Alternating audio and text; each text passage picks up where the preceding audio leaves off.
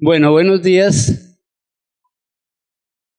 Eh, Tengo un par de anuncios importantes que, si no se me olvida, los voy a repetir al final cuando esté todo el mundo, porque siempre comenzamos a las 10. Mi reloj dice que son las 10, porque el reloj de toda la universidad dice que son las 10, a pesar de que sean las 10:10. La semana entrante, como ustedes saben, el rector va a hablar sobre políticas públicas en educación. Sin embargo, él se le presentan unos inconvenientes. Él iba a venir el lunes, no se puede venir el lunes, entonces se viene el martes a reunirse con nosotros. A las 2 de la tarde se hará el curso y a las 4 de la tarde se unirán a nosotros todos los administrativos y profesores que ya se encuentren por allí por alguna razón. Y habrá una reunión de todo el mundo con él hasta las 6 de la tarde.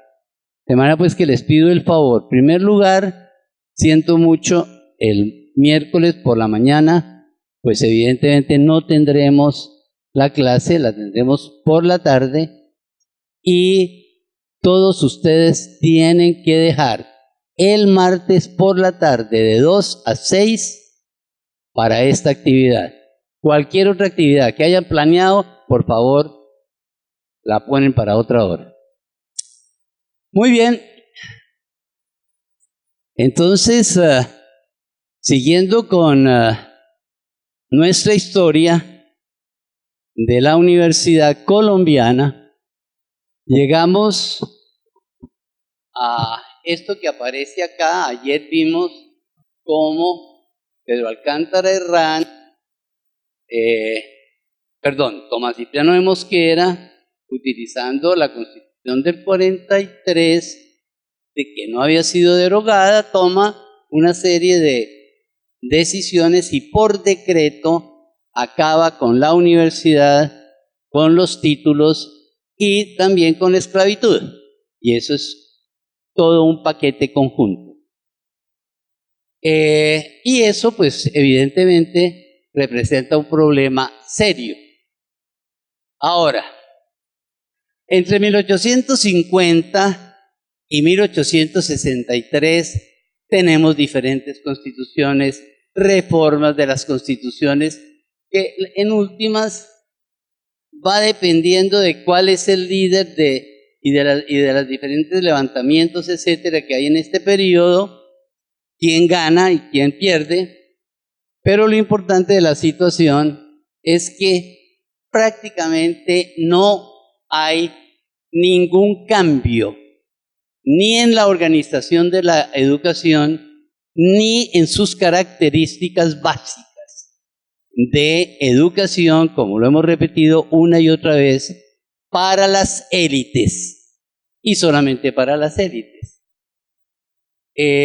Hay algunos intentos de introducir, y volveremos sobre eso, la posibilidad de las ciencias útiles, vale decir, las que no son ni derecho ni teología, aceptando que medicina podría ser útil en ese momento, ¿no? Pero no hay facultad de medicina. Entonces simplemente el que quiera ejercer, ejerce con base en su éxito. Pero en 1863 se aprueba la Constitución de Río Negro.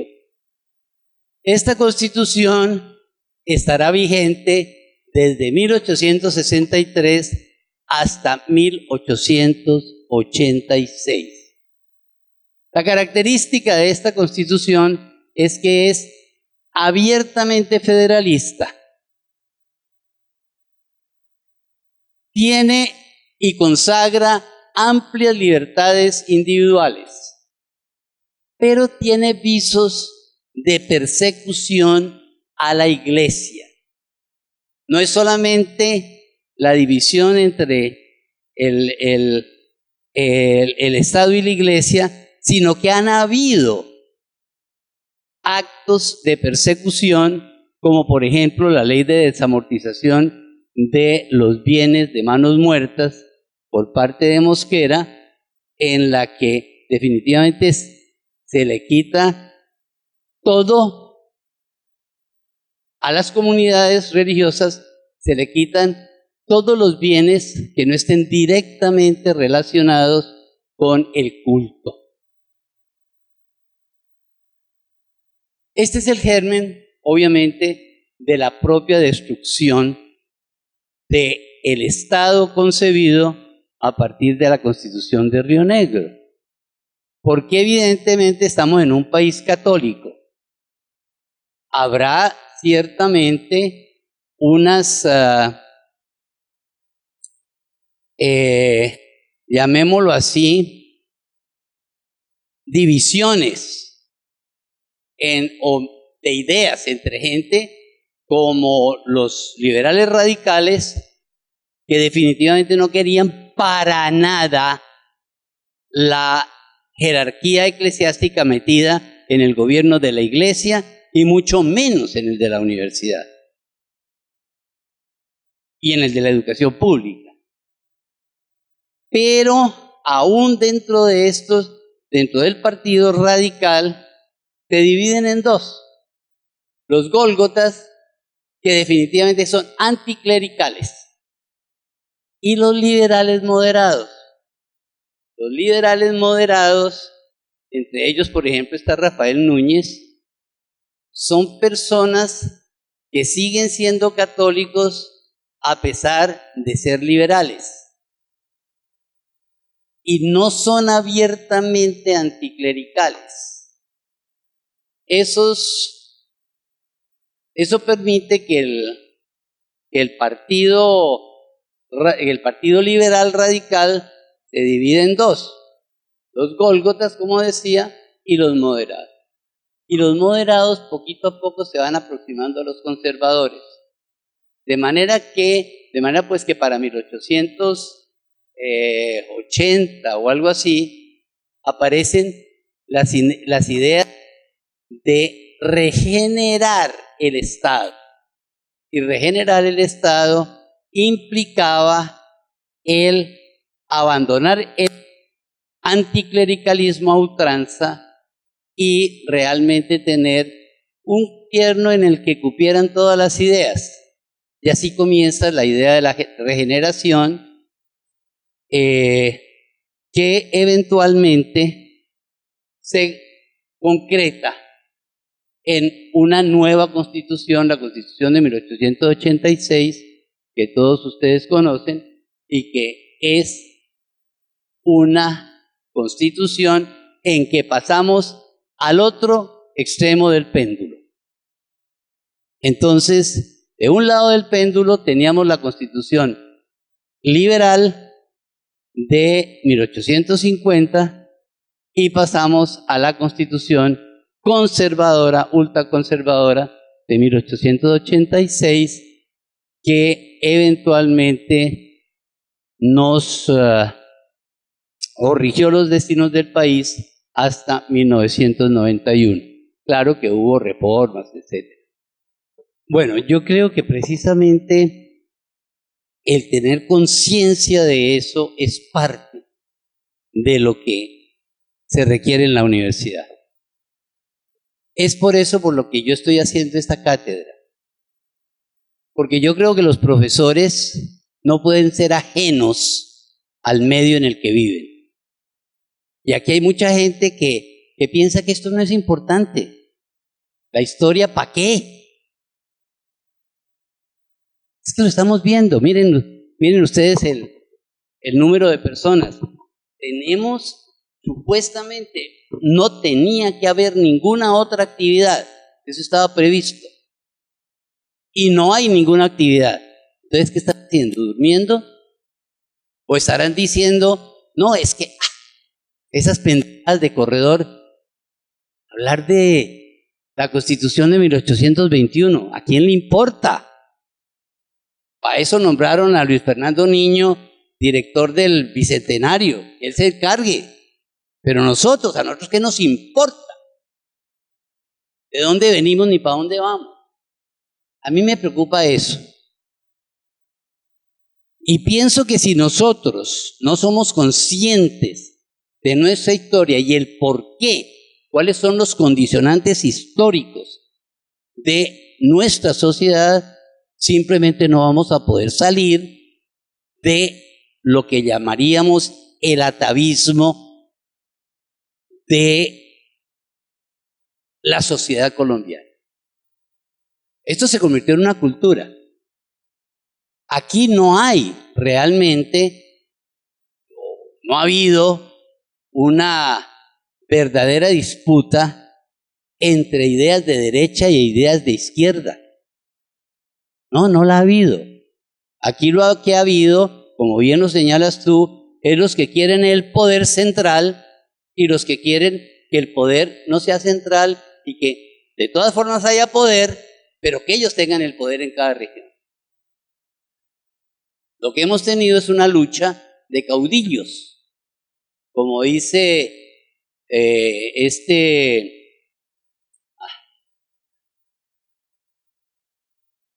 me olvida el nombre en este momento, que es el director de Semana, sí,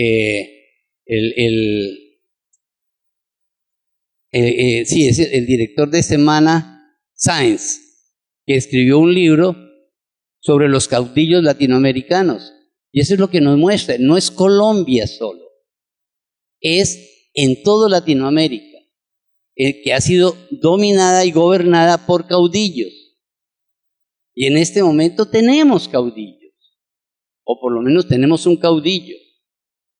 Otros que pretenden de alguna manera neutralizar a ese caudillo, pero aquí no hay, ni ha habido una verdadera lucha de ideas de derecha o izquierda. Lo que tenemos, estamos metiendo en política, no me gustaría, pero ya que me tira la lengua, Petro, pues, ¿qué es lo que hace Petro? Realmente personificar a un grupo de gente que supuestamente es socialista. Vayan a ver qué fue lo que propuso. Maravillosas ideas, qué sé yo, lo ponen a gobernar a Bogotá, ¿y qué hace? Paralizar a Bogotá y mantener un gobierno personalista. ¿Cuál es la diferencia entre Tomás Cipriano de Mosquera con sus ideas y las de Petro como alcalde de Bogotá? Ninguna. Solamente que se le atraviesan las clases que tienen el poder económico, se le atraviesa. Y él nunca se dio cuenta. Él pensó que él podía mandar y punto. ¿De qué estamos hablando? Estamos hablando de una cultura que es el resultado de años y años que simplemente estamos mirando en este momento y muy por encima. Pero es que la universidad es para eso. La universidad es para estudiarla, para estudiar la sociedad y para poder servirle a la sociedad. Si nosotros no conocemos nuestra sociedad, estamos diciendo, Cúcuta tiene un 18% de desempleo y un 70% de informalidad. Comencemos por preguntarnos, ¿dentro del 70% de informalidad está el 18% de desempleo? Da la pena. O se suman. ¿Y de dónde viene eso? No, es que Cúcuta era una ciudad comercial y con la separación de Venezuela, entonces no hubo con quién comerciar más. ¿Seguro que es eso? ¿O tendremos otros factores estructurales que vienen de mucho más atrás? Eso es lo que hay que mirar en la universidad. Cursos, carreras descontextualizadas nos dan bárbaros ilustrados. Y eso está bien, hay necesidad de formarlos, pero qué bueno que dejaran de ser bárbaros. Y yo creo que esa es la misión de la universidad. Cuando yo le pedí a Luis Fernando Niño que se metiera a hablar con todos ustedes acerca de lo que debería ser un hombre culto, no era solamente por ser diletante de tipo cultural con C mayúscula. No, era porque era importante que nosotros pudiéramos aproximarnos a nuestra realidad y entender qué es nuestra cultura. Y parte de esa cultura es precisamente nuestra historia. Y parte de esa cultura es la historia de nuestra universidad.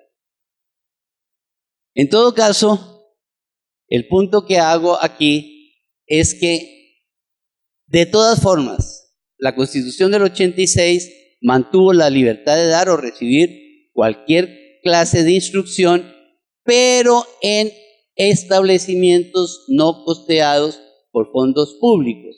Es decir, el que quiera que nosotros paguemos tiene que acomodarse a nuestra ideología. Si no, abran sus propias universidades. Pero de todas formas, con esa nueva constitución, y estoy hablando de la Constitución de Río Negro, se dan las condiciones para la creación de la Universidad Nacional de Colombia en 1867. Recuerden algo que ya vimos. Santander había creado las universidades centrales de Caracas, Bogotá y Quito. La de Caracas y Quito siguieron funcionando y ya han funcionado hasta hoy. La de Bogotá se murió.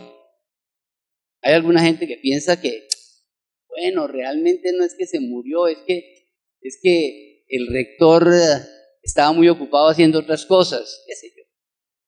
Pero la realidad es que nosotros no tuvimos universidad diferente al Rosario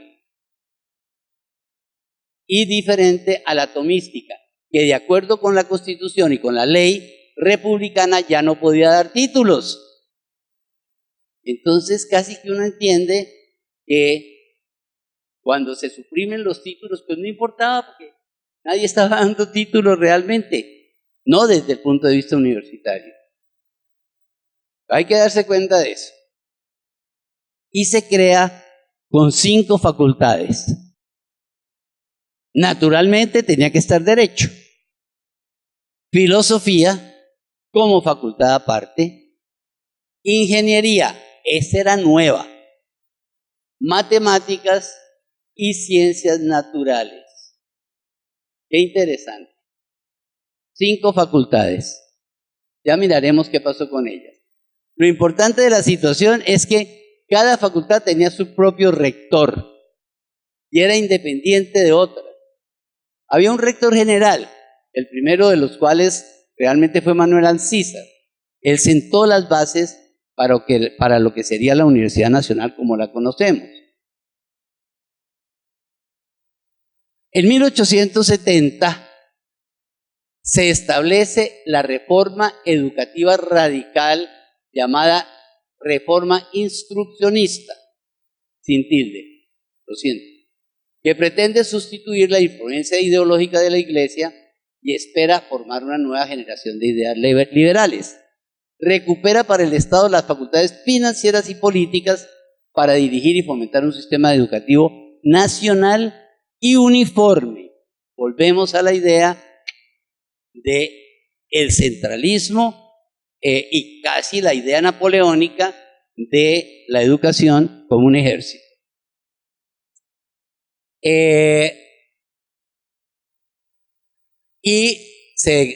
Y crean las políticas para dirigir y fomentar. Bueno, este sistema educativo nos lleva a un sistema obligatorio, gratuito y laico. Y le da a los maestros plena autoridad sobre el niño con la sola excepción de los límites de la casa paterna. Cuando la Corte Constitucional consagró el derecho a la libre, al libre desarrollo de la personalidad, pues ya realmente se había debilitado mucho esta idea de que el maestro realmente manejaba las cosas. Pero aún en la época cuando yo era niño, obviamente no en la época de ustedes, el maestro le podía dar uno reglazos y no podía demandar. Y yo creo que a los que nos dieron unos buenos reglazos aprendimos de verdad. Y no se nos coartó el libre desarrollo de la personalidad. Yo no sé qué pensarán nuestros abogados hoy, pero yo creo que parte de ese cambio en la cultura ciudadana se debe a eso. Al niño no se le puede tocar. Yo acepto el principio de que a una mujer no se le toca ni con el pétalo de una rosa, se decía en mi época. Y estoy de acuerdo con que eso deba ser así. Pero a los niños hay que educarlos. Ya cuando llegan a la universidad pasó ese tiempo. Y en la universidad no le pegaron a nadie ningún correazo. Pero en la escuela sí. Y los niños tenían que aprender y aprendían. Un pequeño problema. Pero es dentro de este ambiente que llega a Colombia la pedagogía pestalozziana.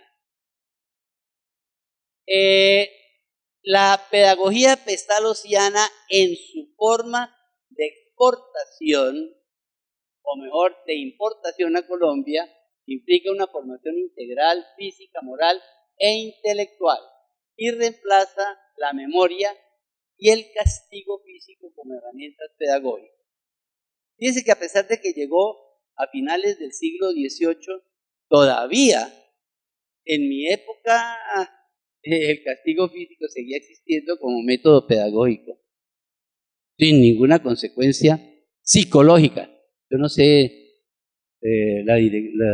los psicólogos acá, la directora, no sé dónde está, no sé dónde esté, pero es una buena pregunta de si se le cambia desde el punto de vista psicológico al niño el obligarlo a que se comporte bien, comenzando por eso. Pero bueno, esos son pequeños problemas. ¿Hay psicólogos? Sí. Eso veo. Ahora, aquí Juan Diego me podría corregir si estuviera, pero de pronto Juan Pablo sí lo puede hacer. Pestalozzi se encontraba en una situación muy particular en una Suiza que no tenía recursos, que había sido casi que destruida a través de las guerras normales que ocurrieron también en Europa. No tenía libros. Lo único que tenía era el salón, unas mesas y unos asientos. Entonces a él se le ocurrió la utilización de lo existente en el aula para enseñar. Eso es brillante. Eso es una idea extraordinaria.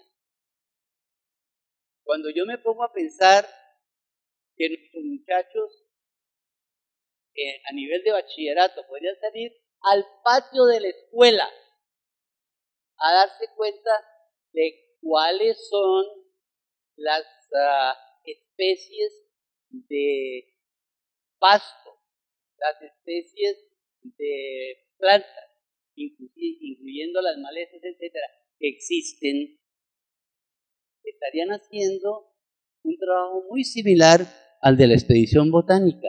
Y no tienen que tener un laboratorio inmenso y el profesor decir, es que no puedo hacer nada porque no tengo con qué hacerlo. Y les cuento una anécdota. Mi hermano fue rector de un colegio en Pacho, Cundinamarca, y cuando él llegó como rector, colegio grande, tenía casi tantos estudiantes como tiene esta universidad, bueno, tenía como, sí, casi 4.000 estudiantes. Cuando le pregunto a los profesores de química, oiga, ¿ustedes por qué no hacen experimentación? Ahí tienen los aparatos, tienen la vidriería, etcétera. Pero, ay no, profesor, el rector anterior nos cobraba si se rompía cualquier cosa, entonces nosotros no tocamos nada. Después pude saber que también pasaba eso en otros colegios. Entonces fíjense ustedes que eso que se podría hacer desde el colegio no se está haciendo. Estamos desperdiciando nuestro medio ambiente para conocerlo. Cuando llegan a la universidad ya no hay tiempo para eso. Tenemos que hacer semilleros. Entonces fíjense ustedes cómo hemos desperdiciado las oportunidades porque no utilizamos esa pedagogía pestalozziana que se basaba en utilizar lo existente. Y como buenos colombianos, lo que utilizamos fue la teoría. Eso sí, la teoría de Pestalozzi. ¿Qué era la teoría de Pestalozzi? Esto así, facilito, era él. Pero bueno, en el 72 se establece algo que es fundamental, que es el sistema de escuelas normales para formar maestros. Y se trajeron una misión alemana. Pues ya vimos cómo Santander tuvo que suprimir la obligatoriedad de saber leer y escribir para ser diputado o senador hasta 1840, porque la gente no sabía ni siquiera leer y escribir. Entonces mucho menos teníamos profesores. Toda la reforma que tuvo que ver con la Constitución de 1821, lo vimos, se debió a que no tenía con qué hacerse. El método lancasteriano funciona si uno tiene a alguien que sabe, pero un ciego no puede conducir a otro ciego. De manera pues que el trabajo lancasteriano también fracasó. Entonces, solamente hasta 1872, fíjense ustedes, se traen una misión alemana porque nosotros no sabemos cómo hacerlo.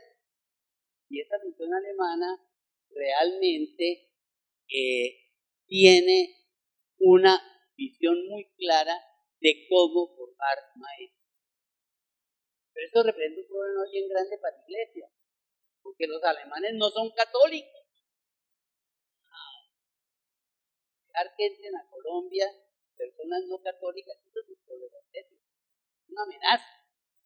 Entonces aparece lo que se llamó la Guerra de las Escuelas, que duró entre 1876 y 1878.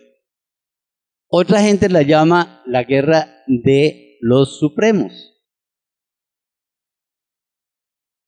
porque recuerdan ustedes que finalmente se logró que los conventos que tenían menos de 8 curas de misa tenían que pasar al Estado y convertirse en escuelas. Pues un curita pastuso tenía que ser, bueno, no tenía que ser, podría haber sido de cualquier otra parte, pero es lógico que, teniendo en cuenta que Pasto siempre fue realista, conservador, etcétera, se rebela y logra que todos los otros curas se rebelen.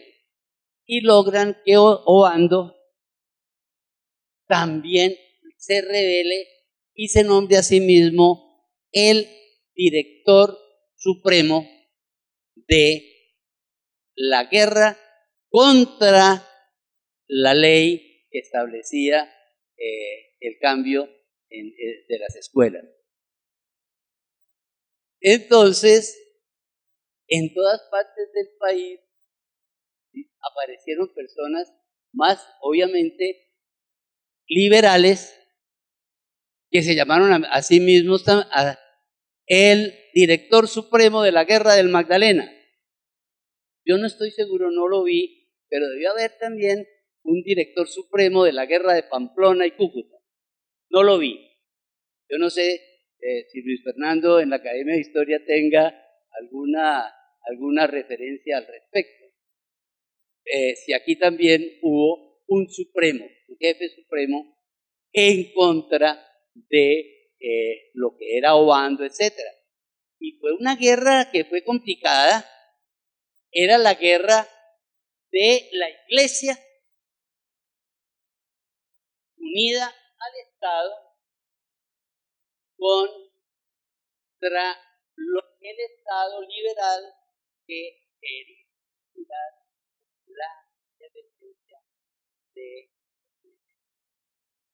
Finalmente,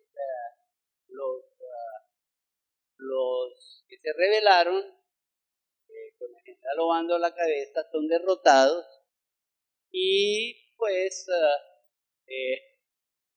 algunos de los obispos son desterrados. Es el momento en que los obispos se van directamente en contra de la población que no es católica.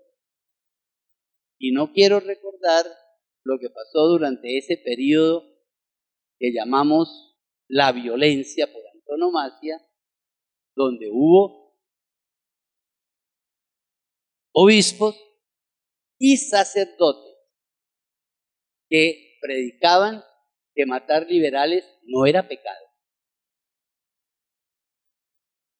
Yo oí.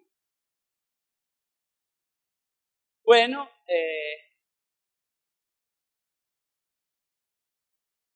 afortunadamente digamos que esa guerra se ganó, pero también estuvo dentro de esa situación en la que los liberales moderados dijeron,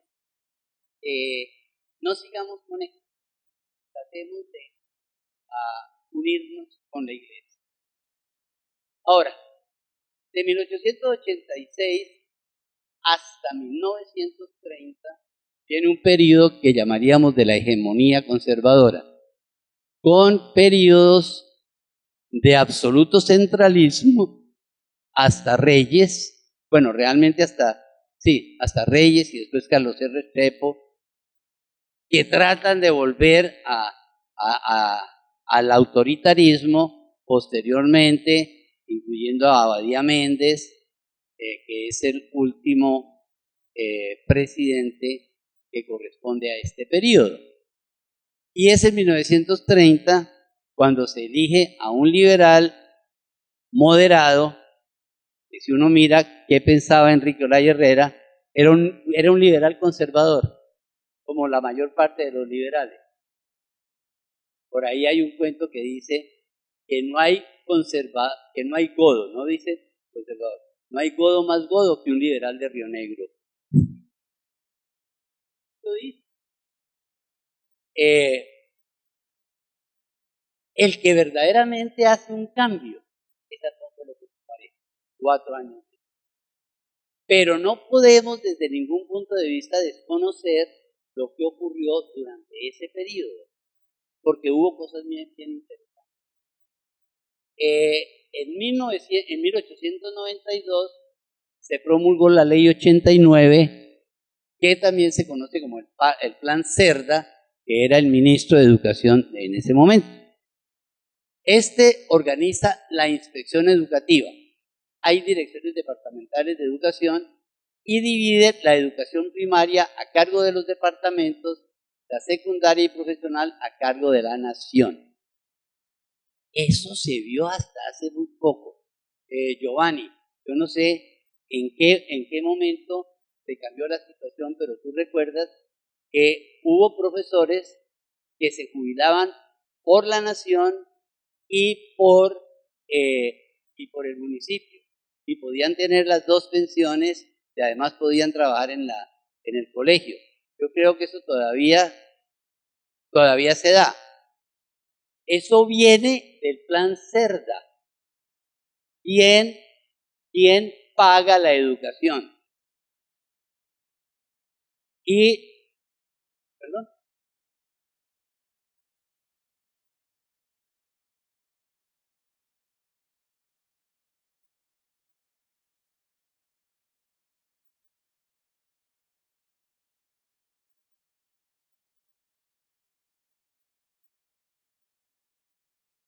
Estamos hablando de 2001, ¿me dices? Esto se mantuvo hasta 2001.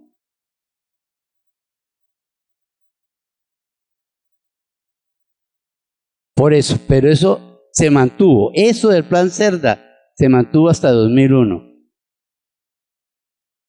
Entonces, fíjense ustedes que esto lo deja a uno, bueno, un momentico. Esos cambios hemos visto, no se pierden. Los cambios siguen, a pesar de que el país y el mundo cambian. Nuestros planes educativos no cambian. Bueno, cambian, pero fíjense, ¿cuándo? ¿Qué es la otra cosa? En el sistema oficial se acepta la pedagogía pestalozziana y estos hermanos Luis y Martín Restrepo escriben elementos de pedagogía que toman diferentes sistemas educativos, incluyendo el pestalozziano, y es el saber teórico, administrativo y didáctico que se le dio al maestro colombiano en ese momento, garantizando la ortodoxia doctrinal católica, y es una forma en la que se forma al niño de acuerdo con ese tipo de principios.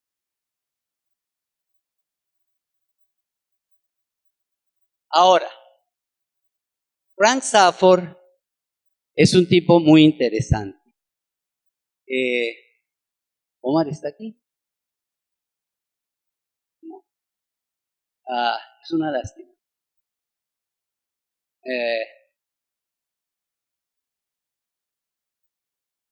Frank Stafford, un estudiante gringo, para la época en que escribió el libro Lo ideal de lo práctico, era un estudiante gringo que convenció a su profesor de venirse a Colombia a estudiar el origen de la ingeniería en el siglo XIX.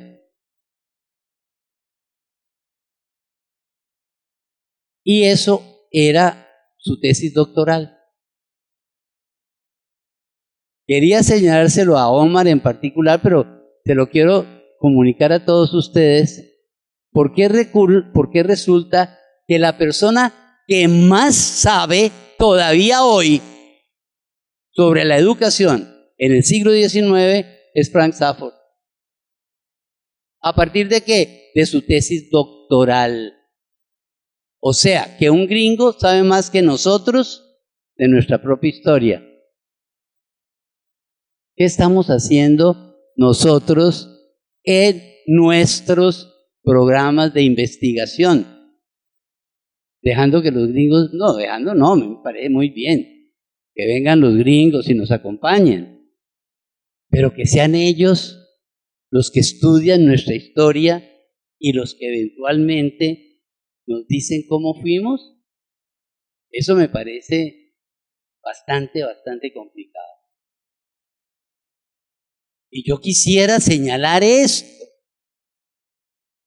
¿Cómo puede ser que en posgrado las tesis que nosotros tenemos en muchas áreas sean el estudio de Habermas,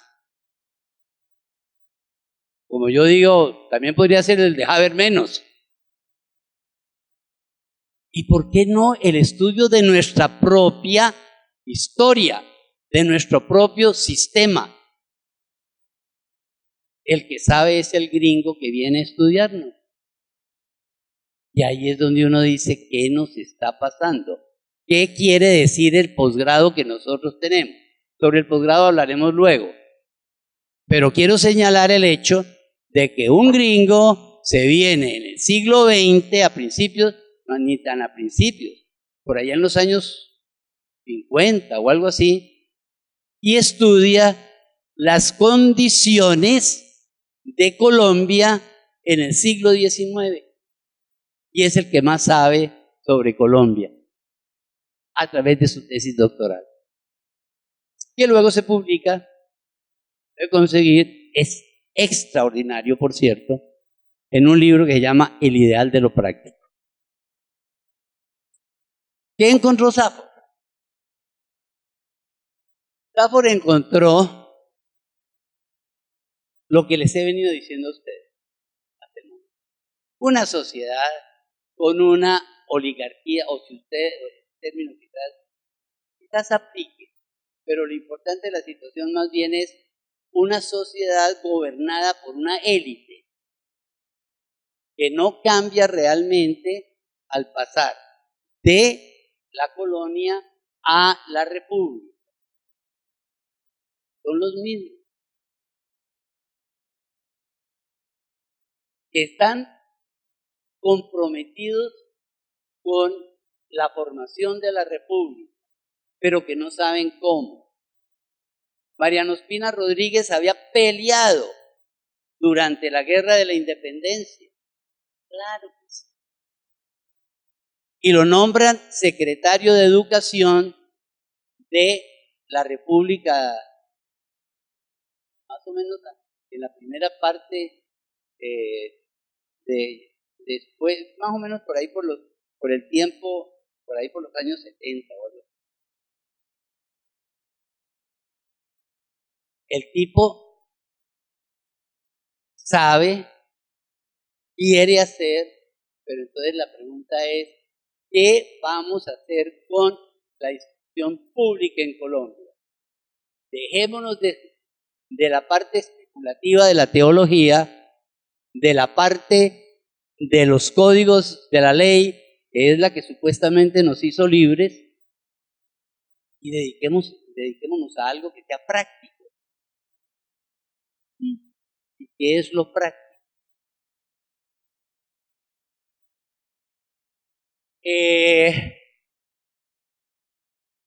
Lino de Pombo es otro tipo que viene, es un poquito más preparado, viene de Popayán, eventualmente es también secretario de Educación y se dedican a ver cómo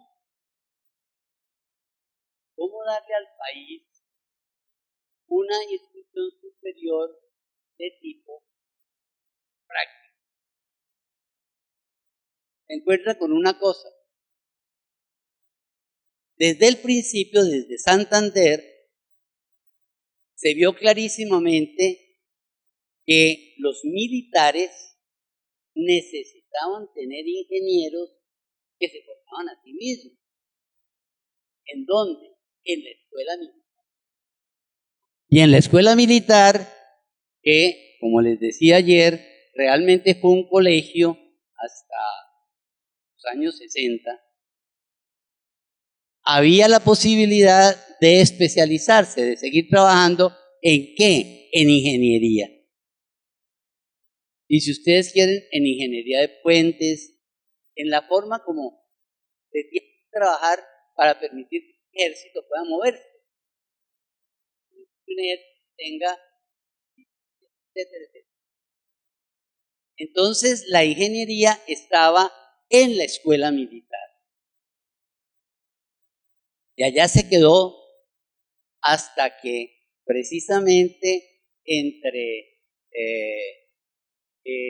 Ospina Rodríguez y Dino de Pombo deciden crear en lo que va a ser la Universidad Nacional. Ya vimos que era una de las facultades de la Universidad Nacional, la Escuela de Ingeniería, que al sacarla de la Escuela Militar, entonces se convierte en Ingeniería Civil. ¿Sí? Y es la ingeniería que vamos a tener durante mucho tiempo. Ya las diferentes ramas de ingeniería como las conocemos hoy son del siglo XX. Pero hay otra cosa que también es bien importante. En 1888 se creó la Escuela de Minas en Medellín. Ahora, recuerden el hecho de que Antioquia era y sigue siendo un estado, un departamento minero. Allá se producía oro. En Antioquia de la época que incluía el Chocó, se encontró el platino, lo que había comentado anteriormente a ustedes.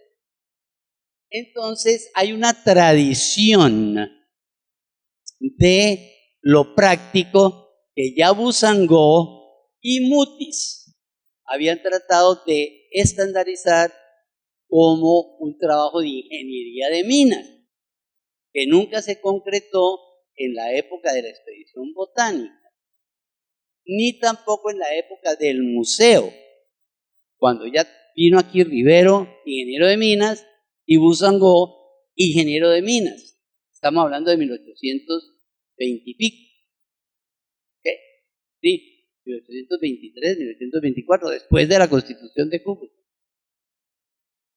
Y se acaba porque no había con qué, ni había un entendimiento de lo que implicaba la ingeniería de minas. Entonces es bien importante señalar que en el 88 se crea la Escuela de Minas en Medellín. Ya existe la Universidad Nacional, pero esta se crea en forma independiente. Hoy está en Medellín y es uno de los polos de crecimiento de la ciudad. Otra cosa bien importante es que en 1890 llegan los hermanos cristianos de La Salle a Colombia.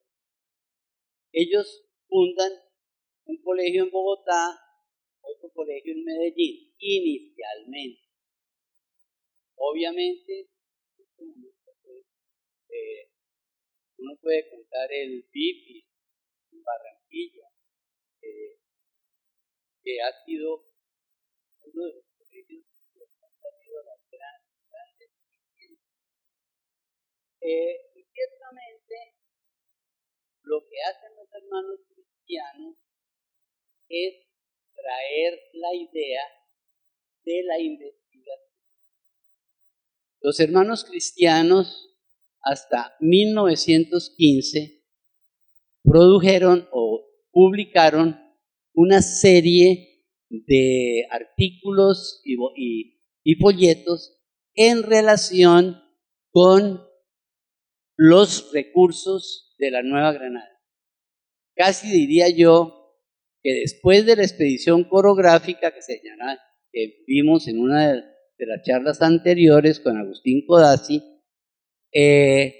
son los hermanos cristianos los que continúan con la exploración y la publicación de sus hallazgos en sus boletines que van hasta 1915. Desafortunadamente de ahí para adelante desaparecen, se los comió el sistema, por decir algo, pero es importante tenerlos en cuenta porque ellos también trajeron la idea de que la educación tiene que ser práctica, no solamente teórica. Hasta ese momento y hasta hoy, la educación, más que todo, es teórica. Es nuestra cultura, la cultura que recogimos de la forma escolástica de la educación en la colonia. Que no ha cambiado, como decía. No ha cambiado mucho, ¿qué ha cambiado? Para terminar esta reseña histórica de la educación en el siglo XX, hay que tener en cuenta que una vez terminada la Guerra de los 1000 días, evidentemente llega la Guerra de los 1000 días, algunas cárceles, de manera pues que ahí tenemos un poquito más, o un poquito, alrededor de 3 años, en los que se suspende por la guerra la educación en Colombia. Y en el entretanto, se acumulan los muertos y corren ríos de sangre. Eso es para otra charla, seguramente que podríamos hacer en algún momento, sobre ya la historia, y no la historia de la educación. Pero entonces, después de la guerra, entonces se promulga la ley Uribe, que en esencia reemplaza el plan Cerda. Y esta ley Uribe es la que se mantiene, yo dije que hasta mediados del siglo XX, pero realmente Yolanda me recuerda que prácticamente llega hasta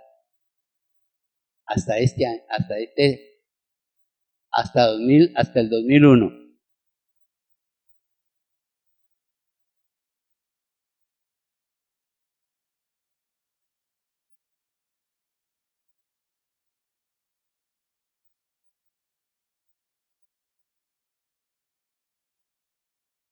Pero bueno, perdón, sí, sigue.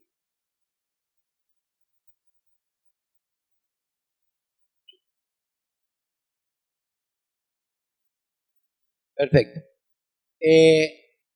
¿Cuáles son los principios de la ley Uribe? Algunos han cambiado, otros no necesariamente. Primero, la instrucción pública en concordancia con la religión católica.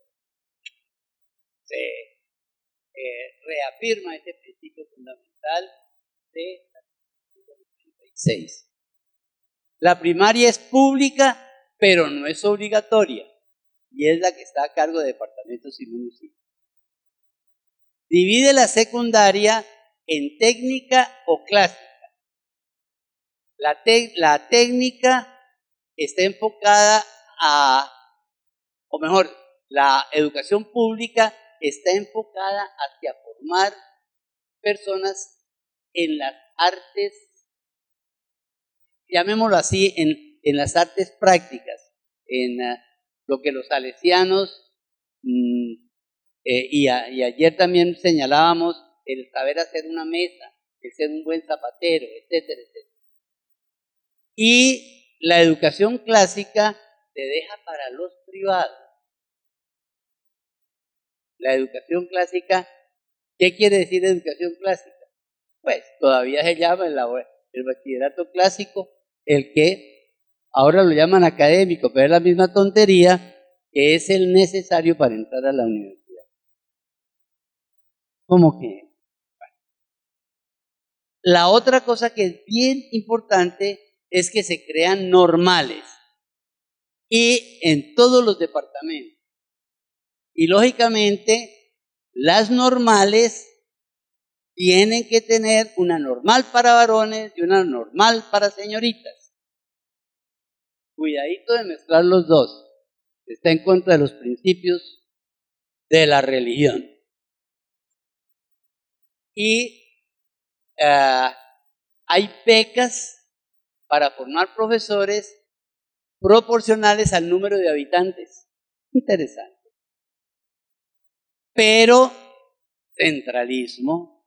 La normal de Bogotá es la que hace los programas, etcétera, y forma a quienes van a ser profesores fuera de Bogotá.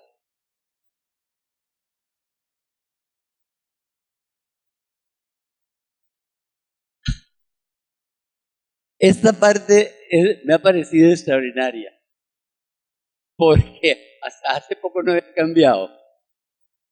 Se formarán maestros que se enfoquen principalmente en la pedagogía, aunque no conozcan mucho de lo que van a enseñar. Pero deben tener conocimientos prácticos y aplicables, además de características morales. Entonces, necesitamos una señora que sepa leer y escribir, no importa. Si no sabe nada más, la mandamos a la normal y la convertimos en profesora. Una de mis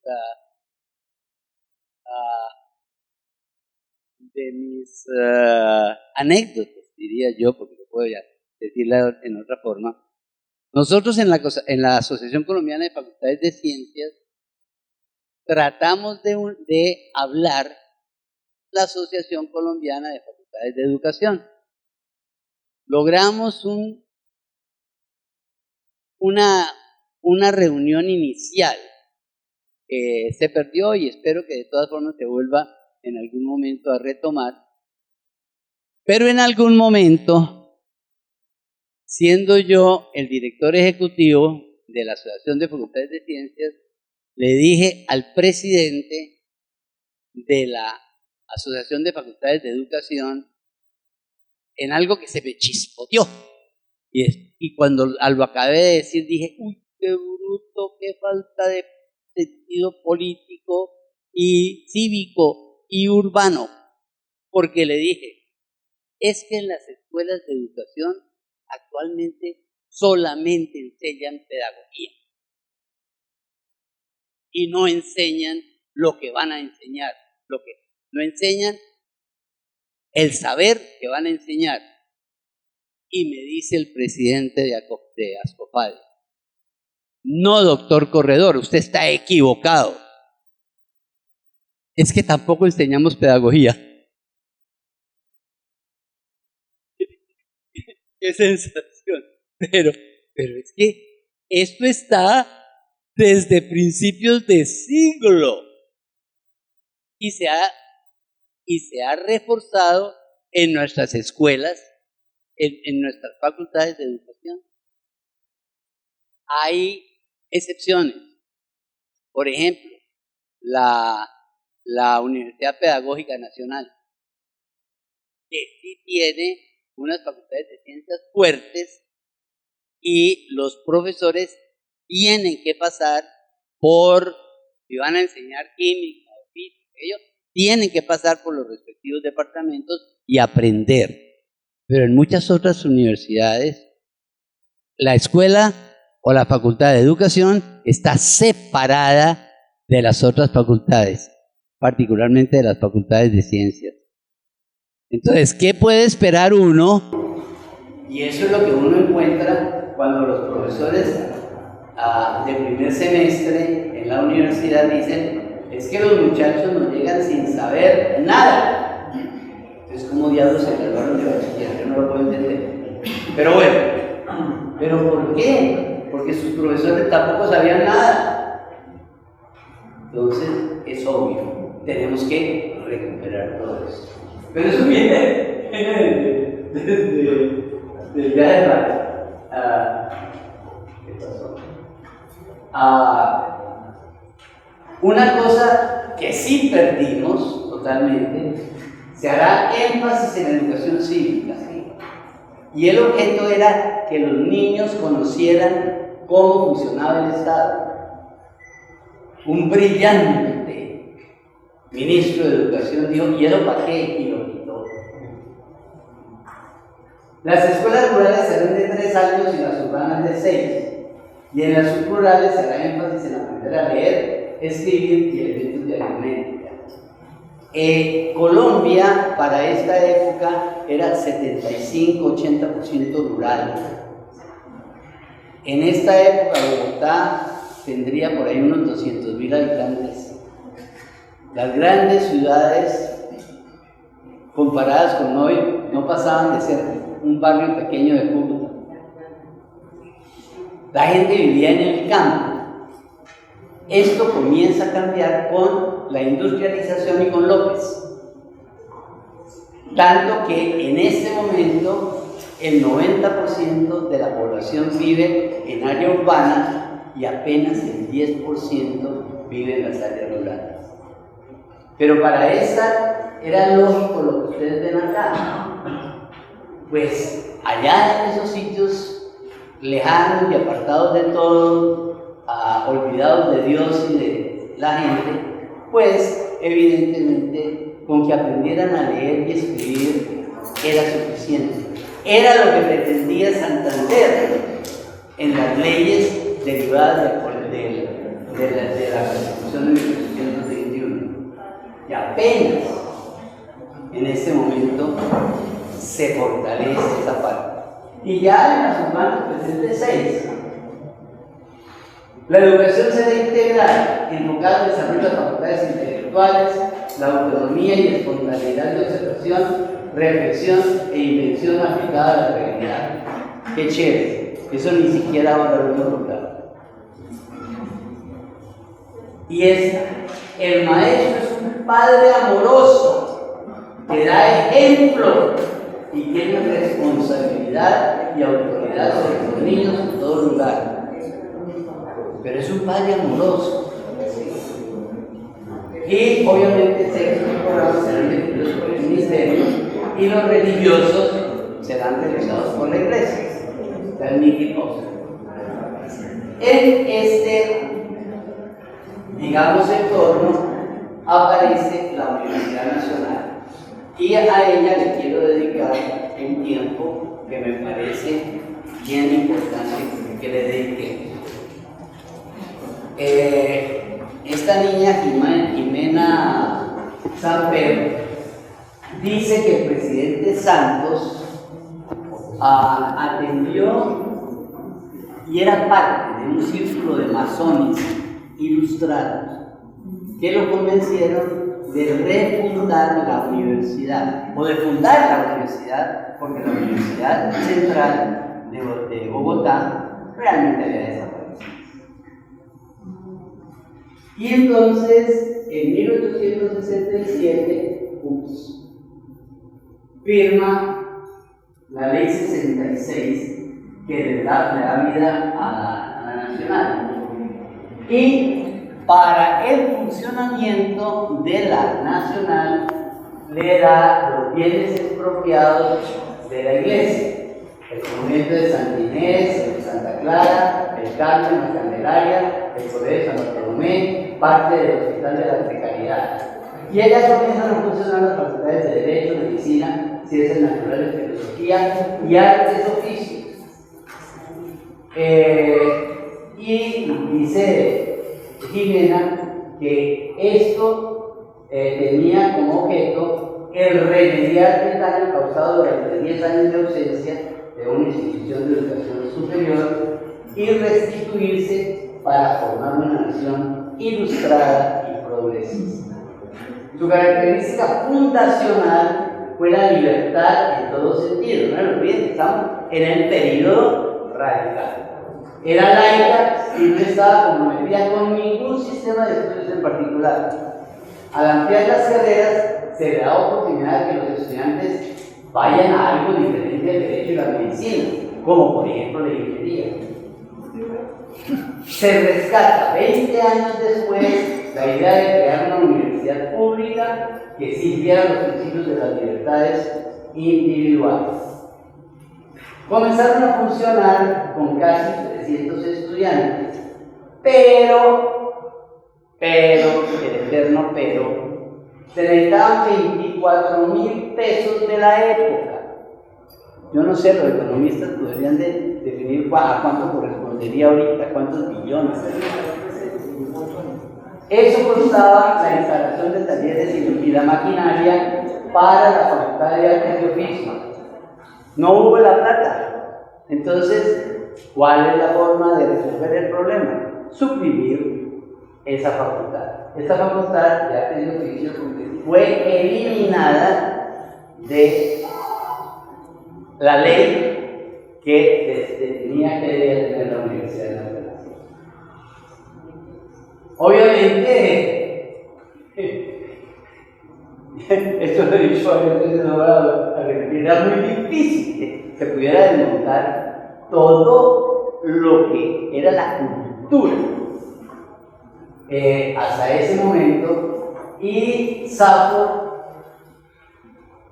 sostiene que la élite, lo hemos venido viendo, estaba constituida por sectores predominantemente conservadores, que después de la independencia establecieron unas políticas educativas en clara continuidad de los propósitos del reformismo borbónico de los virreyes. Y Safo le da el nombre de neoborbones. Ese es un término que Safo se inventa. Los liberales apoyaron la promoción de la educación técnica y científica por su utilidad económica, el mantenimiento del orden social, la moralización y la disciplina. Y pues ya lo que había comentado acerca de Lino Pombo, María Cristina Rodríguez y Tomás Llano de Mosquera, que mantienen el control estatal, la centralización, la coerción y el autoritarismo. Safo, como lo dije antes, se centra en los problemas de la ingeniería y trae a cuento otra cosa que nos remonta a Enríquez en relación con en la colonia. Lo único digno del hijo de algo era ser abogado o ser cura. Pero ¿qué era eso de ser ingeniero? Eso era para los que se untan las manos con la tierra, de manera pues que eso no es digno de la sociedad. Y eso es un problema bastante grave porque desde ese momento se considera la ingeniería, pues se consideraba una profesión menos digna de la aristocracia colombiana. ¿Cómo se refleja eso? Simplemente la Facultad de Ingeniería no tenía sitio. A pesar de todo, a pesar de que estaba contemplada en la ley, primero estuvo establecida en el Instituto de Artesanos. Instituto de Artesanos, pues claro, ingeniero. Después se la llevan para el convento de Santa Clara. Luego a una clase en el barrio de Santa Bárbara. Y finalmente en el 91 se la lleva a la Facultad de Derecho. Ustedes se imaginarán que con este movimiento de todas partes nunca pudieron tener laboratorios de tener una verdadera educación científica. Entonces aquí nos encontramos con la elección de don Alfonso López Pumarejo, quien quiere darle un vuelco total, no al sistema educativo, sino al pensamiento como nación de Colombia, que tiene que centrarse en la educación a nivel universitario. Y le da un vuelco total a la universidad. Eso significaba reconocer la existencia del pueblo diferenciado de las élites, democratizar todas las instituciones del Estado. Y ahí se encontró con un enemigo formidable, que fue presidente de Colombia, cuyo gobierno dio origen al gobierno del Frente Nacional. No, perdón, lo dio origen a la dictadura de Rojas Pinilla, que fue el hijo de unos ocañeros que llamaba Adriano Gómez.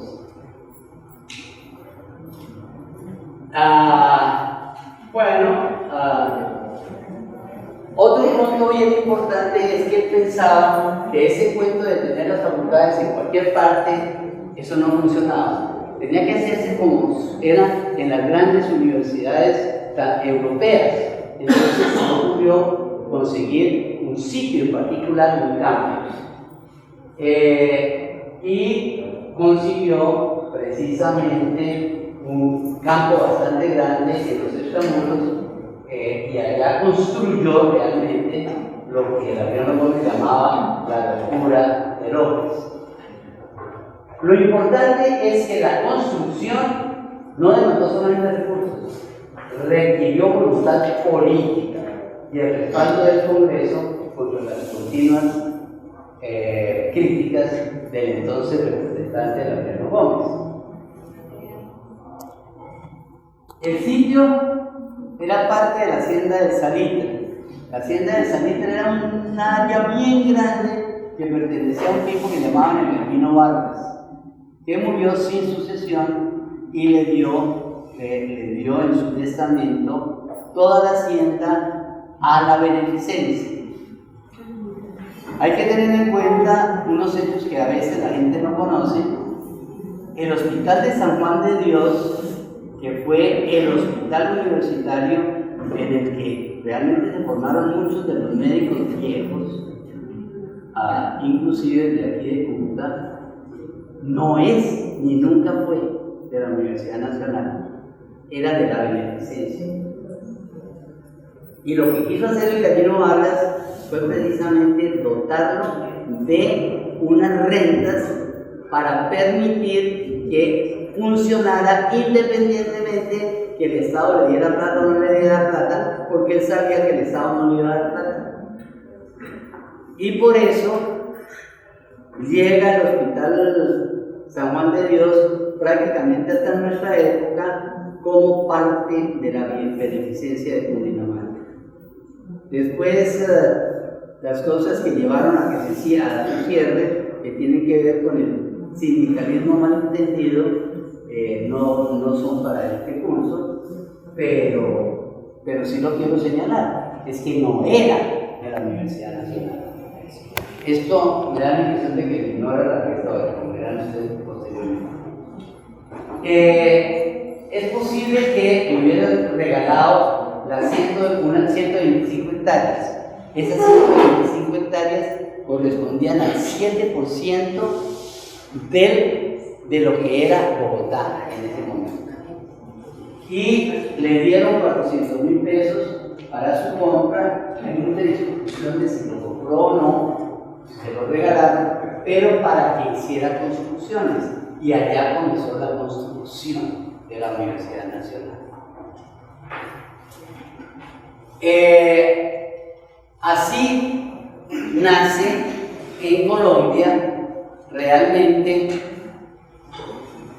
un concepto nuevo de universidad, abierta al estudio y a la discusión de ideas, no controlada por la Iglesia en forma directa, dedicada a la investigación científica y a la formación para todas las profesiones y profesiones nuevas y necesarias para una nación que apenas en ese momento despegaba y estaba bastante atrasada en relación con el resto de las naciones del mundo. Ahorita estamos atrasados, pero no tanto. Y ahora les voy a pasar unos videos de una tertulia universitaria coordinada por Ramón Payar, que fue el rector de la universidad, en la que la rectora actual y otros nos muestran cuál fue el legado de López. Voy a empezar con una anécdota y el decano de medicina me va a regañar, pero lo voy a hacer. En el Consejo de Medicina este semestre estuvimos hablando de la expansión del hospital universitario. Entonces le preguntábamos a los profesores que estaban haciendo el proyecto que por qué el hospital universitario, cuáles eran las ventajas que tenía la universidad sobre otras escuelas de medicina del país. Y entonces los profesores decían que era la labor docente asistencial, que era diferente, que era de óptima calidad, pero que también la investigación, por supuesto. Y yo les decía, ¿cómo podemos hacer un hospital de alta complejidad en 3 años si no tuviéramos un acumulado de historia? Entonces, realmente la fortaleza es la historia.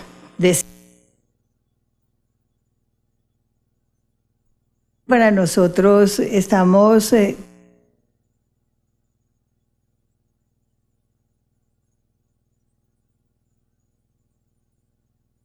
Para nosotros estamos tratando de recuperar la historia de la universidad. A veces se nos olvida que existe una historia en nuestra universidad y que todo lo que hoy pasa es producto de lo que ha venido pasando a través de 152 años en la institución. Voy a empezar con una anécdota y el decano de medicina me va a regañar, pero lo voy a hacer.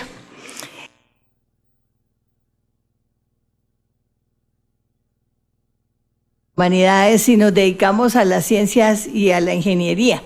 Y yo creo que sin ciencias y sin artes, ciencias humanas, artes sociales, somos un cuerpo sin cabeza. Nosotros necesitamos realmente pensar la sociedad para poder avanzar. Y nos hemos dedicado a que entendamos que nosotros tenemos la suerte de tener una universidad humboldtiana, no una universidad napoleónica, como dice el profe Patiño, que lo ha insistido mucho, que es más de profesiones. Entonces, digamos, nosotros nacimos como una universidad humboldtiana con investigación, y así surgimos, una universidad con investigación que hoy hace el tránsito a la universidad que aprende. Para un momentico ahí, por favor. Para mí fue una sorpresa oír a Dori decir que la Nacional era una universidad humboldtiana desde la época, realmente desde la época de López. Cuando ella dice así nacimos con López. Después verán que anteriormente no. Y no somos una universidad napoleónica. ¿Cómo que no? Siguen siendo una universidad de facultades. Y son facultades que a veces no se hablan unas con otras. Pero me llama la atención que ella dijera precisamente que era una universidad humboldtiana porque se basa en investigación. Si solamente lo tomamos desde ese punto de vista, a mí me encanta, porque nosotros somos entonces una universidad humboldtiana, porque somos una universidad con investigación, como ella dice que era la Universidad Nacional. Pero hay otra característica que no aparece en esas charlas, pero que sí aparece quizás un poquito en otras partes, y es que en esa época ya la universidad estaba dividida en departamentos disciplinares, que eran los encargados de hacer la investigación. Esa parte no me consta. Ella lo dice, no en lo que yo corté mucho la entrevista, es una tertulia de 2 horas, y obviamente no voy a cortar todas, pero lo importante de la situación es que si eso es cierto, y espero que sea cierto, es que la visión de departamentalización es anterior a la reforma Patiño, que alguna gente dice que fue la precursora o la razón de ser de la departamentalización que ocurrió a partir de la ley 80 de 1980.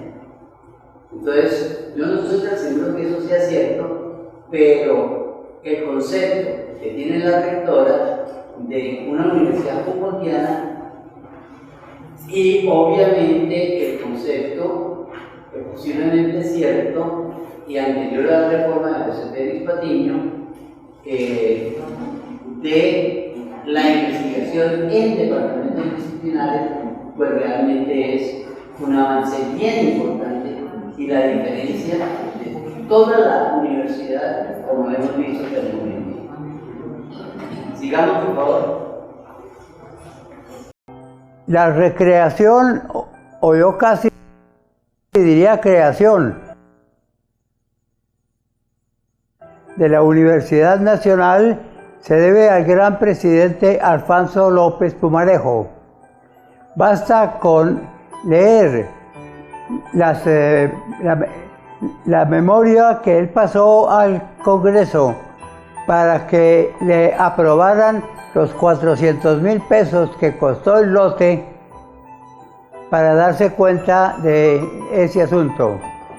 López allí dice que los estudiantes deben salir de los tugurios en que viven en el centro y pasar a un sitio donde tengan residencias y campos de deporte y salas de concierto.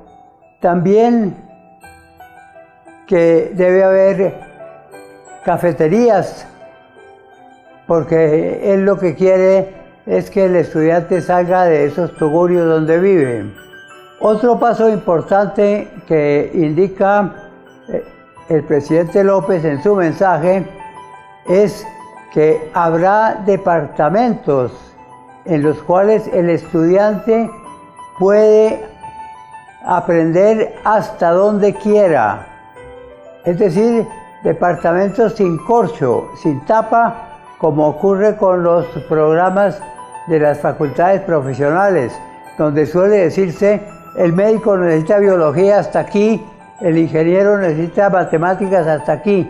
Pues no, debe haber departamentos que lleguen a tener doctorados como ya existe. Esa Universidad Nacional fue fundada por López en el año 35. Lo que había antes eran unas escuelas profesionales que inclusive el gobierno las había pasado a manos directas del Ministerio de Educación. Es decir, la universidad que se había fundado en el siglo anterior prácticamente ya no existía. Quedaba únicamente un rector, cuyo único oficio era organizar una sesión solemne, con misa naturalmente, y almuerzo, donde los estudiantes irían con una cintica de un color especial cada facultad, y seguramente en la iglesia sentados aquí los de ingeniería, de esta fila en adelante los de medicina, y de allá los otros, cada uno con su colorcito. Ese rector también ofrecía un almuerzo, pero basta de contar porque los departamentos, las facultades estaban en manos del ministerio. Todo eso cambió con la reforma de López Morejo. Para mí, la Universidad Nacional de hoy nace con López Morejo. Yo recuerdo que mi tío Otto de Greif, que era en esa época secretario de la universidad, únicamente nos invitó a la familia a conocer lo que se había construido en la ciudad universitaria, es decir, el edificio del estadio, y había otras edificaciones, y pudimos ver los cimientos que se estaban haciendo para el edificio de ingeniería.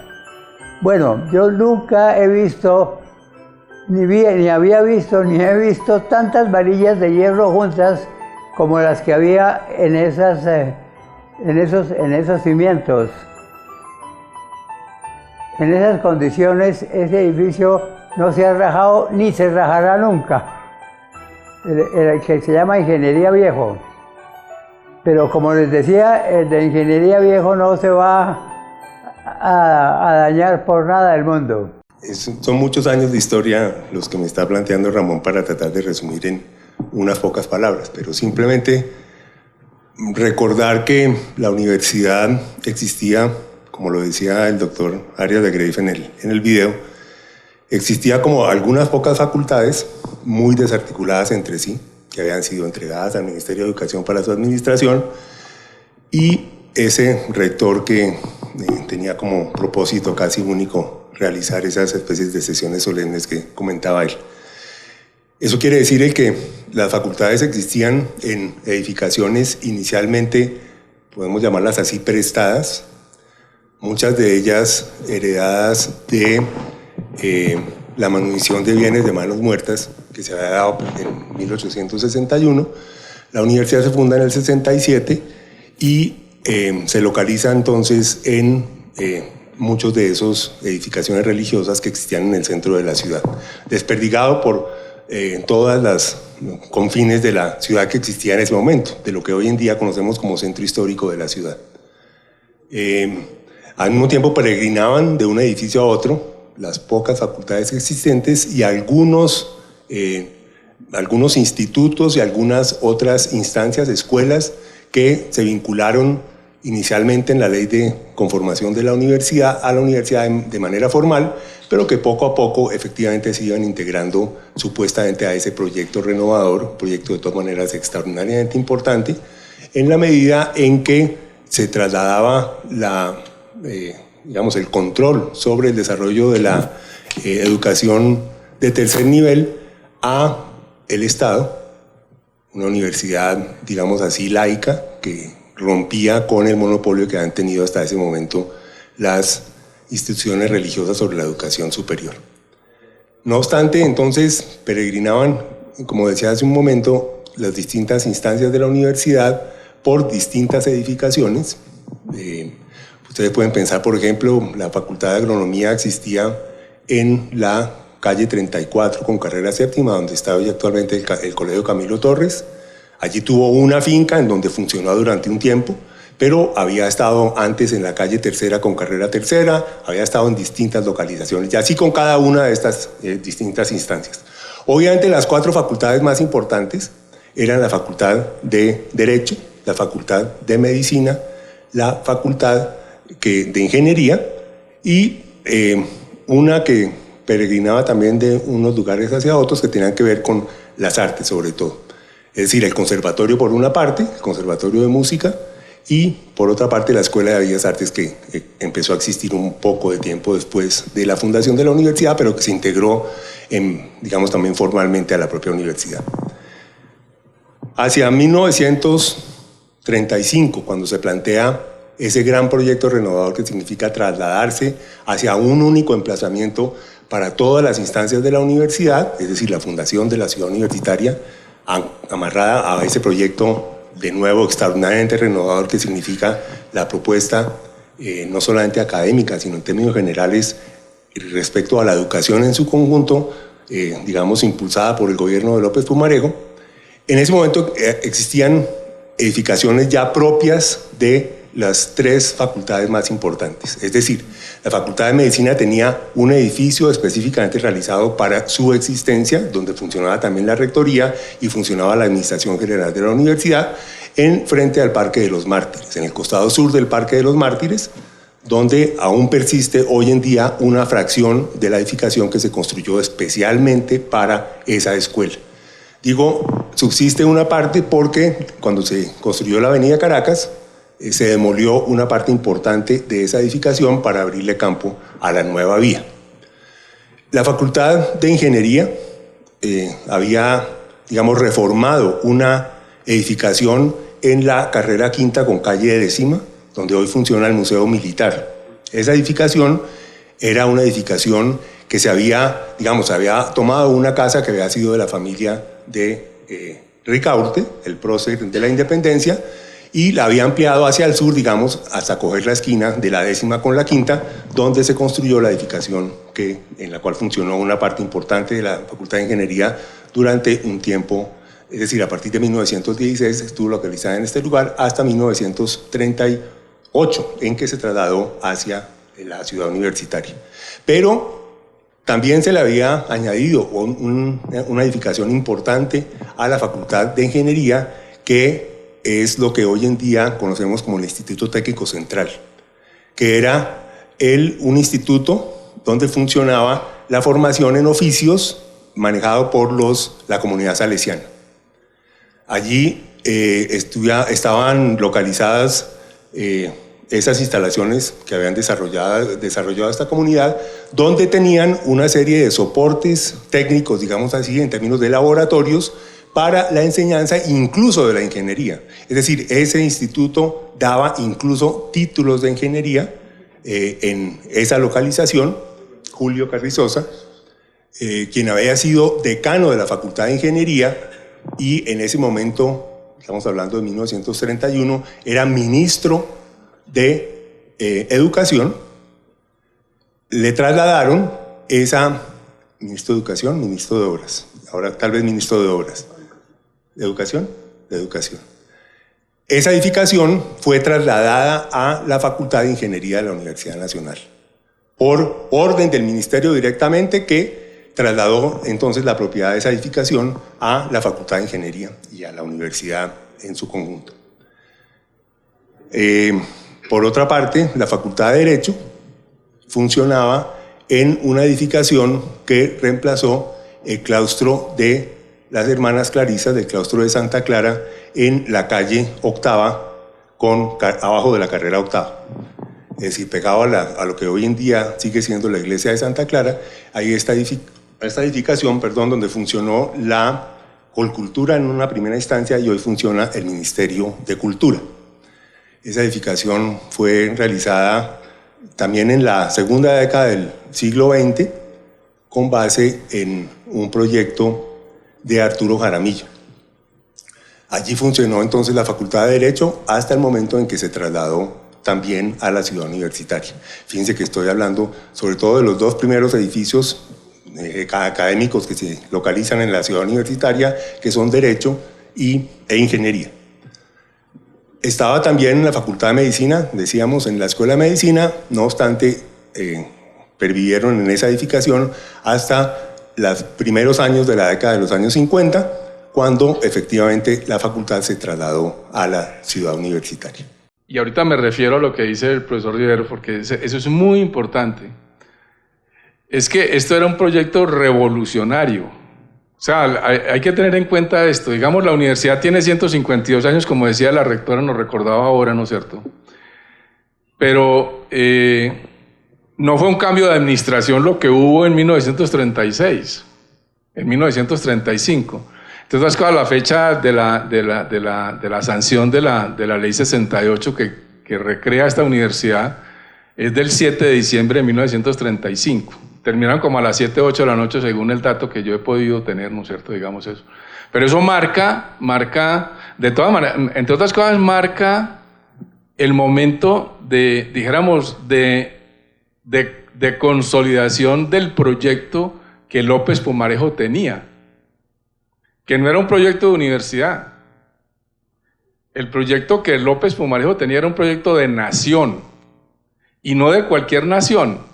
Era una nación moderna. O sea, eso es muy importante tenerlo en cuenta, porque aquí no se trataba de crear una universidad.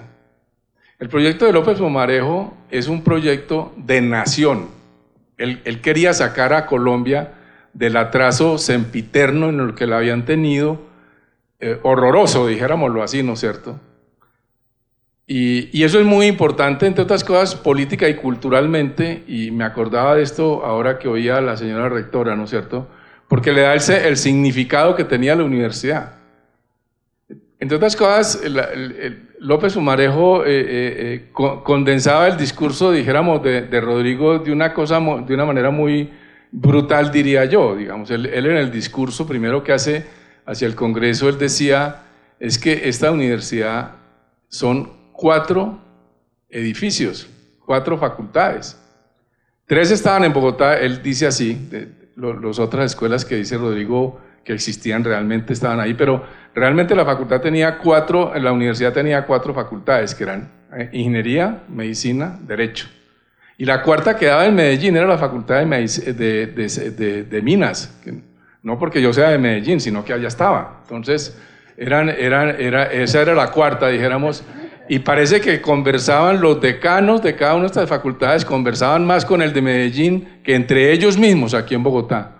Entonces, cosas porque no tenían por qué hablar entre ellos. Digamos, cada uno se refería con él y cada uno además se llamaba rector. O sea,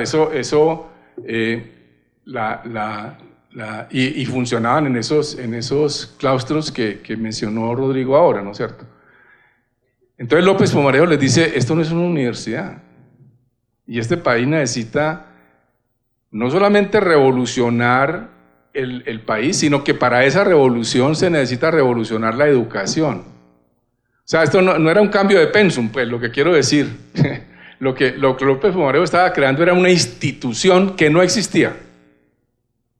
Y él lo decía con esa descripción de las facultades, pero además decía, es que miren, por ejemplo, él, que no era economista porque López Pumarejo tuvo la fortuna de no estudiar en ninguna universidad, especialmente colombiana, y por eso yo creo que pudo formularse lo que se formuló, digámoslo así, ¿no es cierto? Pero él decía esto, él decía, ¿cómo el presupuesto de la universidad? Él decía, ¿cuál es el presupuesto de la universidad? El presupuesto de la universidad, decía él, es ligeramente mayor que el presupuesto de la banda que hace la retreta los jueves y los domingos aquí al frente del Palacio. Ese era el presupuesto de la universidad. Ligeramente mayor, esa es la palabra que usa, ligeramente mayor del presupuesto de la banda que hace la retreta. Entonces, eso era lo que había de universidad. O sea, nosotros tenemos 152 años, como bien lo decía la rectora, pero ahí empieza una era distinta. Y como decía el profesor Arias de Graves, ¿no es cierto? Esta universidad que tenemos ahora es la que empieza ahí. Y es ahí donde se crea un estatuto orgánico. La universidad no tenía estatuto orgánico. Y no tenía consejo directivo, y no tenía representación, no tenía una estructura administrativa, esa con la cual encartamos a la doctora Dolly. Esa no existía cuando eso. Entonces, eso es muy importante porque el campus no surge de entonces vamos a comprarle un lote aquí a esto que estamos cambiándole el pensum, sino de una concepción totalmente diferente de lo que significa para una nación que se quiere construir el desarrollo y la fundamentación del conocimiento científico y tecnológico, sin el cual López ya en ese momento decía no puede existir una nación moderna. Y ese es el punto. Y eso es lo que yo creo que le da contexto al discurso que nos echó la doctora Dolly ahora, digamos. Es decir, es que era una relación del conocimiento, era una revolución del conocimiento. Y en ese sentido, entonces, es donde uno puede empezar a leer los aportes que hace un extraordinario pedagogo que llegó aquí, que se llamaba Fritz Carlsen, ¿no es cierto?, que llegó aquí, se vinculó a ese proyecto y que en los esquemas que tenemos, que entre otras cosas, la primera que empezó a mirar esas relaciones fue la desafortunadamente fallecida maestra, que lamento tremendamente que no esté aquí hoy, y ya no va a estar más con nosotros, pero que fue la primera que empezó a sistematizar esa idea de conocimiento con el terreno, con el concepto de universidad. Que eso es muy importante, señora rectora, y aquí yo le reitero mi idea de que hay que volver a reeditar eso y entregárselo a los estudiantes. Porque es que ahí había una revolución, que yo creo todavía una revolución que se perdió, y que todavía hoy tenemos manera o tenemos que rescatarla, y que de eso, para ese rescate, el bastión es la Universidad Nacional. Entonces, en ese sentido yo voy a esta primera intervención, que quiero terminarla en el sentido de que el lote, entre otras cosas, los 400.000 pesos que habla el maestro Arias de Graves, están en el discurso, pero el discurso de los 400.000 era para comprar el lote y hacer la universidad. Esa es la diferencia, ¿no es cierto? Porque luego en el discurso el ministro encargado hace las cuentas de la renta que da la universidad, y por eso es que habla de los 7 centavos de la hectárea, de cuánto se puede vender y todas estas cosas, por un punto fundamental, que quiero, y con eso terminar esta primera parte, porque luego vamos a dar un detalle muy importante en esto, y es que la Universidad López Pumarejo, ustedes saben, López Pumarejo no era ningún marxista, ni era ningún revolucionario, ni era nada de esas cosas que Laureano Gómez le endilgaba, ¿no es cierto?, para hacerlo creer. Lo único que no le dijo fue castrochavista, pero de resto le dijo de todo. Él era un oligarca que sabía cómo valía el dinero y que lo significaba, y además conocía muy bien a Colombia. Entonces él dijo, yo esta universidad la tengo que garantizar que se financie. Y entonces por eso configura un lote de urbanismo en la página, en la revista 6 que mencionaba Rodrigo ahora, que hay que reeditarla, señora rectora, hay que reeditarla y entregársela a los estudiantes, esa revista, para que sepan en qué universidad están. El presidente dijo, hay que hacer una urbanización porque la renta urbana, él no usaba esas palabras, las usamos después los urbanistas, ¿no es cierto?, pero la renta que iba a producir la universidad garantizaba la financiación perenne de la universidad. Y él tenía toda la razón. Si este proyecto se hubiera llevado, ¿no es cierto?, lo que produce la universidad ahora, no tendríamos que estar viendo a ver si le damos puntos o no a los profesores, porque estaba garantizada, como hacen en la Universidad Central de Venezuela, que copiaron el modelo de acá, y como hace la Universidad Autónoma de México. Entonces era un pensamiento. Es muy interesante porque en uno de los discursos que se plantearon en el Congreso, uno de los asesores del rector planteaba, vamos a hacer los primeros edificios, los edificios de los primeros 100 años de la universidad. O sea, fíjense ustedes el proyecto que tenía todo el conjunto, digamos, ¿no? O sea, 100 años es la palabra que utilizan, y ese es el span que ellos le estaban dando al proyecto. Ahorita les voy a mostrar además una parte final que es fundamental, y la relación con la ciudad. Bogotá, la Bogotá moderna, la Bogotá de hoy, se hace alrededor y por el campus de la Universidad Nacional. Y vamos a mostrarlo ahora en detalle. Yo dejo ahí la introducción, a ver que Laura nos cuente. Yo quería presentar en boca de la gente que realmente sabe una historia que vale la pena oír y vale la pena de alguna forma rescatar. Lo que decía Arias de Grave en el sentido de el establecimiento de departamentos que no tenían corcho. Yo creo que es una imagen bellísima. Yo no sé si nuestros departamentos tienen corcho o no, pero lo cierto de la situación es que la idea ahí es que el estudiante se pueda meter y seguir para arriba, independientemente de la parte profesional. Quizás tratamos de hacer eso de pronto un poquito con los semilleros, no lo sé. Pero es un punto importante, esa visión del departamento que hace investigación diferenciado del departamento que hace la formación profesional. Yo creo que a Juan Pablo, en particular, le corresponde tener esto muy en cuenta, porque los departamentos disciplinares están en el área de las ciencias básicas, y en el caso nuestro básicas y biomédicas, que sí pertenecen a una facultad y son la base de otras facultades, y las ciencias sociales. Como decía Dolly Montoya, si no tenemos ciencia y artes y humanidades, es como tener un cuerpo sin cabeza. Yo creo que eso hay que rescatarlo. Si lo digo yo, nadie le pone bolas, pero si lo dice la rectora de la Nacional, de pronto a alguien le ponga atención. Eso es fundamental. Quiero señalar otras dos cosas. En cierta forma, Viviescas nos presenta una imagen de López cierta, pero al mismo tiempo dice cosas como, por ejemplo, tuvo la fortuna de no haber ido a la universidad, a ninguna universidad. Alfonso López Pumarejo era hijo de Pedro A. López. Los que hayan estado en Bogotá y de pronto hayan ido a lo que hoy es el Ministerio de Agricultura, encontrarán en la puerta que dice Banco Pedro A. López.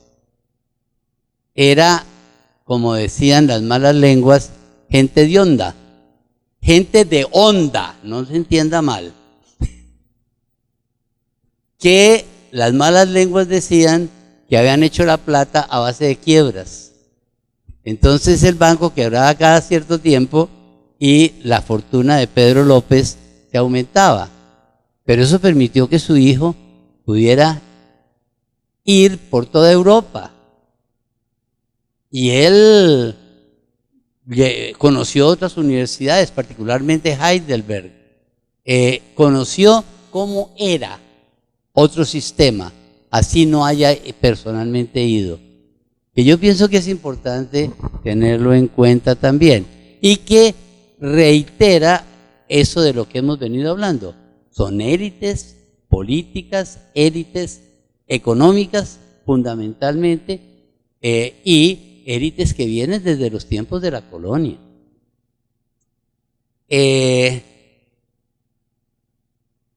La otra cosa que yo quiero reiterar, y ya desde un punto de vista político, es que, como dice Fernando Viviescas, López tenía era un proyecto de nación.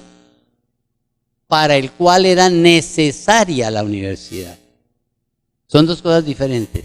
Él mismo lo dice. Es que como cambiamos de pensum vamos a conseguir una casa. Ni nosotros hacemos eso. Pero hay gente que sí lo hace. Ustedes lo saben. Entonces, el punto fundamental es el tiempo que incorpora al pueblo a la marcha de la nación.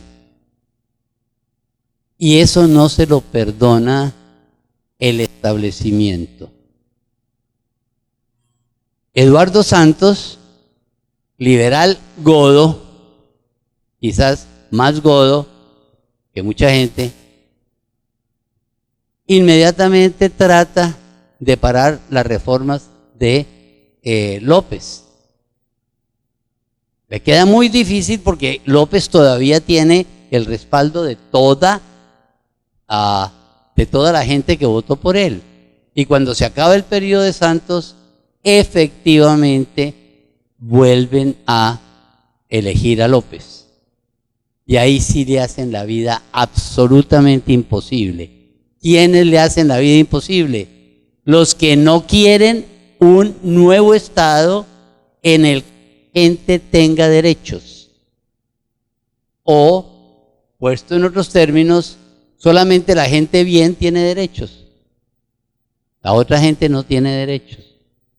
Y eso hace que eventualmente López tenga que renunciar. Lo sucede una persona muy intelectual, muy inteligente, muy capaz, que después crea o hace parte de los creadores de la Universidad de los Andes, que es Alberto Lleras Restrepo. Una persona muy distinguida, pero parte del establecimiento y que termina su periodo con la elección de Mariano Ospina, hijo y nieto de presidentes. O sea, ahí tenemos una línea directa a la parte elitista de lo que hemos venido considerando. Y pierde el liberalismo la presidencia porque se divide entre los liberales conservadores, que obviamente tenían a Gabriel Turbay como candidato, y la plebe, que tenía a Gaitán como su candidato. Noten, e insisto en esto, dijo Fernando, López no era ningún marxista. Gaitán tampoco. Pero no era miembro del establecimiento. Y a Gaitán lo asesinan, como después van a asesinar a Galán, etcétera, etcétera. No me voy a meter en eso. Lo único que quiero decir es que las reformas de López en la Universidad Nacional se mantienen con diferentes vicisitudes. Y comienza a haber, a partir de esas reformas, comienzan a haber otras universidades que van a estar, como la Javeriana, digamos, a defender las ideas clericales que no son las propias de la Universidad Nacional. Entonces, eso lo veremos mañana, pero Yolanda quería decir un par de cosas. Yo estoy que me hablo porque, claro, cuando oímos hablar de Alfonso López Pumarejo, entonces recuerdo que en el año 31 se presentó el primer proyecto de ley para que la mujer pudiera ingresar a la educación superior. Y ese proyecto de ley lo respaldó Jorge Eliezer Gaitán. Pero siendo presidente Alfonso López Pumarejo, como lo han dicho pues en el video y nos lo ha dicho el doctor Corredor, es en el año 35 donde por primera vez ingresa una mujer a la educación superior en un programa de medicina. una señora de nombre Gerda Westbor, algo así. Y en el año de 1936 ingresa por primera vez una mujer al programa de derecho de nombre Gabriela Peláez. Eso es lo que pues tenemos en la historia, ¿sí? Y entonces año 35-36, siendo presidente Alfonso López Pumarejo, le permite a la mujer ingresar a la educación superior y lo hace en la Universidad Nacional. Después aparece ya en el año 36 también María Curulla, que es la que crea el programa de trabajo social en la Universidad del Rosario. O sea que trabajo social está desde el año 36. Entonces, por eso cuando estos señores hablaban de Alfonso López Pumarejo, yo decía que hablaban, claro, de los edificios de la universidad. Yo dije, van a hablar de que nos dieron la posibilidad a las mujeres. Pero como no lo decían, yo por eso le decía al doctor Corredor, doctor, yo estoy que me hablo, porque eso es algo bien significativo. Sí, muchas gracias, doctor.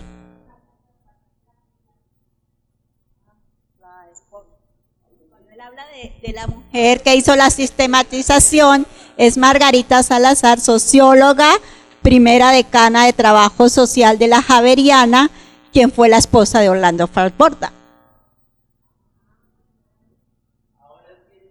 Ahora sí entiendo por qué Orlando Falsborda llegó a ser tan buen sociólogo.